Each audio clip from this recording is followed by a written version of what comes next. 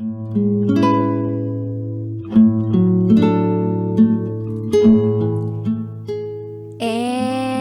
now, it's time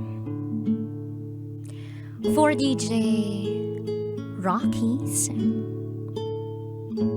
Secret Files.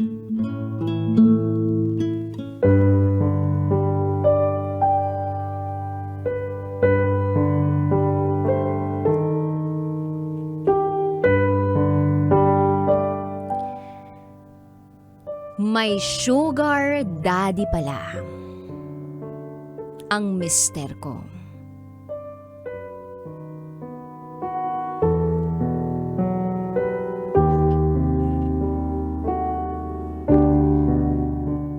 Hi DJ Rocky. Hindi ko akalaing isang araw susulat din ako sa programa mo. Dahil sa tindi ng pinagdaraanan ko ngayon.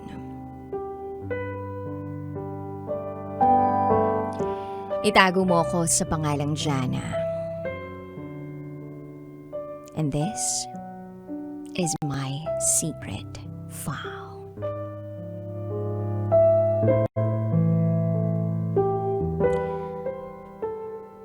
Laki ako sa hirap. I've always been a hustler. Meron akong 2 kapatid na babae. At si mama na lang ang buhay sa mga magulang ko.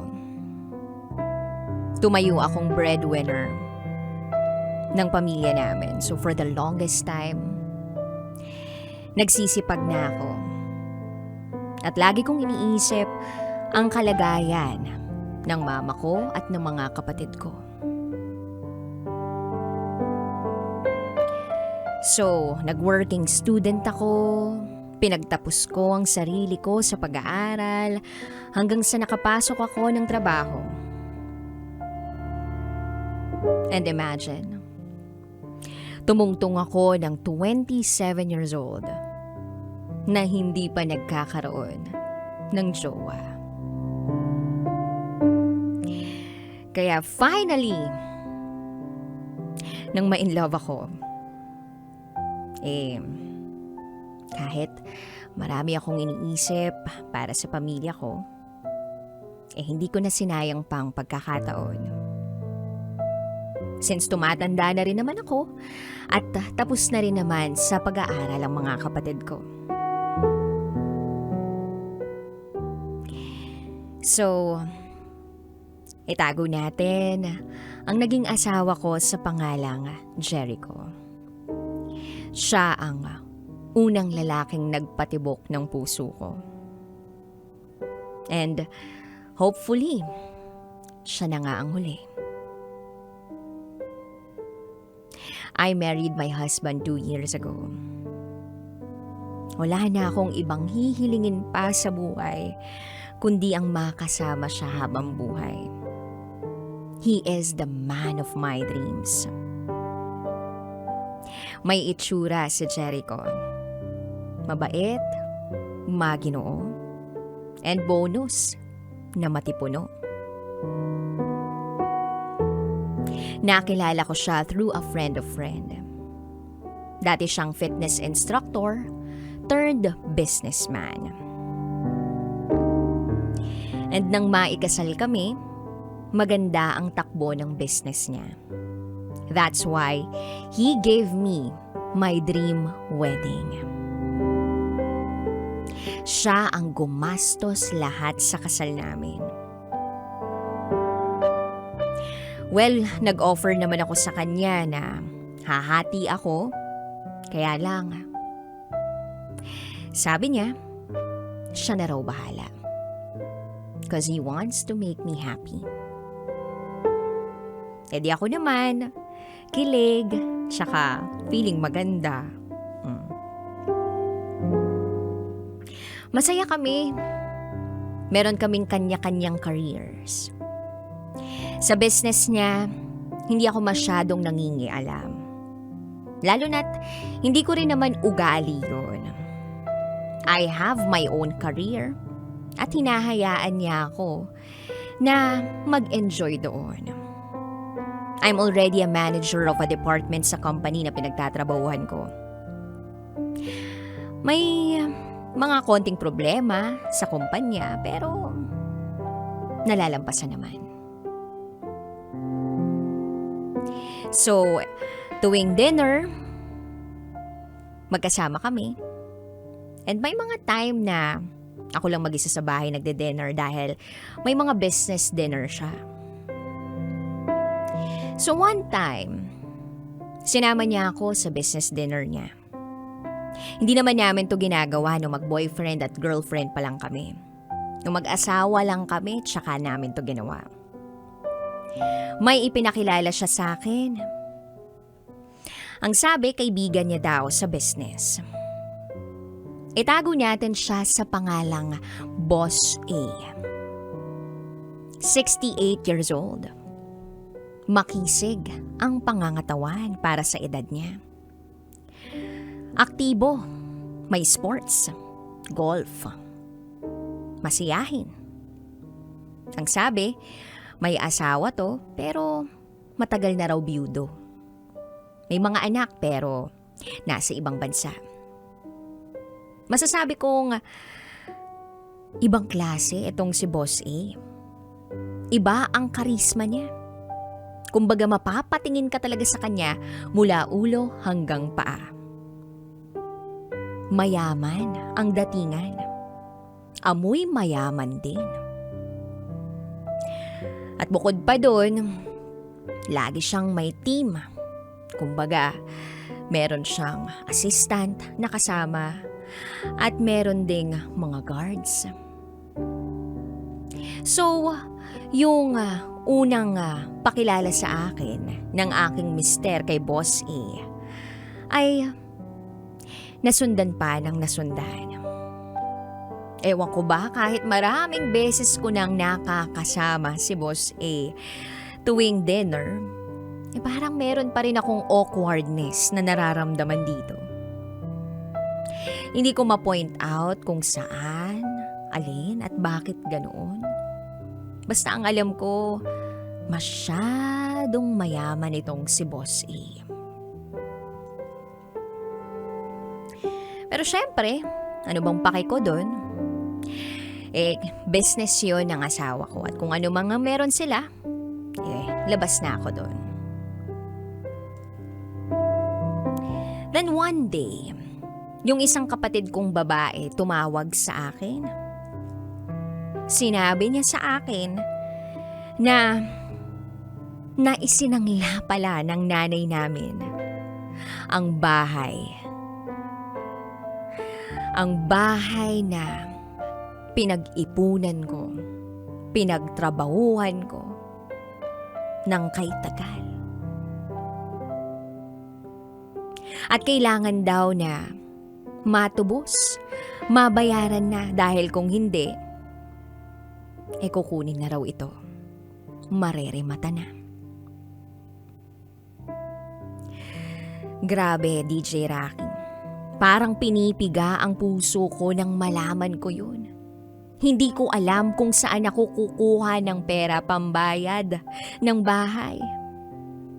At isa pa, nagsisave ako para sa pamilya rin namin. So sinabi ko ito sa asawa ko. At walang pag-aalinlangan. Ang sabi niya ay huwag daw akong mag-alala at tutulungan niya ako. Yes, DJ Rocky.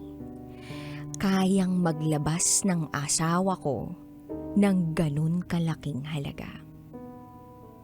4 million pesos. Cash. Ang dami kong katanungan na gustong itanong sa asawa ko.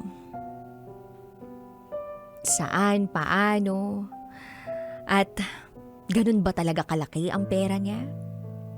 Kasi sa pagkakaalam ko, ang pamilya naman nila ay parang pamilya rin namin. Pero siguro, Ganun talaga lumalago ang business niya. At dahil doon di na ako nagtanong. Mas nanaig ang pagiging thankful ko sa asawa ko. Then days went on. Pakiramdam ko may kakaiba. May nagbago sa routine ng asawa ko. Hindi na niya ako iniimbita sa business dinners niya. At may pagkakataon na nag-overtime siya sa office nila. Sa sarili niyang kumpanya. Sa sarili niyang warehouse. So naisip ko, since alam ko naman yung warehouse niya, susurpresa ko siya. So nagbihis ako, nagpaganda ako, nagpabango ako. At pagdating ko sa warehouse, napansin ko sa parking ang isang sasakyan na pakiramdam ko bago. Bagong-bago sa paningin ko, pero may hinuha ako kung sino ang may-ari ng sasakyang yon. So, winelcome ako ng guard, pinapark ako, at pagpasok ko sa mismong opisina ng asawa ko, ako pala ang masusurpresa. Wala siyang damit pantaas. At pinanunood siya ni Boss A. Hindi ko alam kung ano ba talagang ginagawa ng aking mister doon, kung nagsasayaw ba siya. Basta, ang nakita ko doon, ay, kakaiba. Para bang enjoy na enjoy si Boss A na panoorin ng asawa ko. Nag-iba lang yung itsura nila nang makita nila ako. Gulat na gulat sila. Pagkatapos ng tagpong yun, umalis agad ako doon. Nagmaneho ako ng nagmaneho sa kung saan mang lugar. Nakaabot ako ng Batangas. Nagstay ako sa isang resort sa loob ng 1 linggo. Hindi muna ako nagpakita sa asawa ko. Hanggang sa isang araw na pagdesisyonan ko na umuwi na ng bahay. At doon ko na kinausap ang asawa ko. Sinabi niya sa akin na wala lang daw yun. Na nagkakasiyahan lang sila ni Boss A. Pero hindi ko na napigilang itanong sa kanya. Kaano-ano mo si Boss A? Ano talaga ang papel niya sa buhay mo? At hindi nakasagot doon ang mister ko.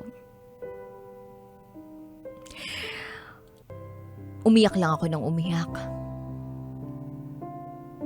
Pakiramdam ko na pagsinungalingan ako ng matagal. Maraming mga tanong ang tumatakbo sa isipan ko. Sino ang gumastos sa kasal? Sino ang bumili ng bahay? Sugar daddy ba siya ng asawa ko? Nakakakilabot. Para bang nandidiri ako sa sarili ko. At nandidiri din ako sa asawa ko. Sabi ng asawa ko sa akin, kumapit lang daw ako. At sa tamang panahon, ikukwento niya sa akin ang buong katotohanan. Sa ngayon, DJ Rocky, hindi pa rin ako makapag-isip. Ano bang dapat kong gawin? Manatili sa kasal na ito kasama ang mister ko? Or umalis na lang dito? Hanggang dito na lang po, DJ Rocky. Muli, ako si Jana. At ito, ang aking secret file.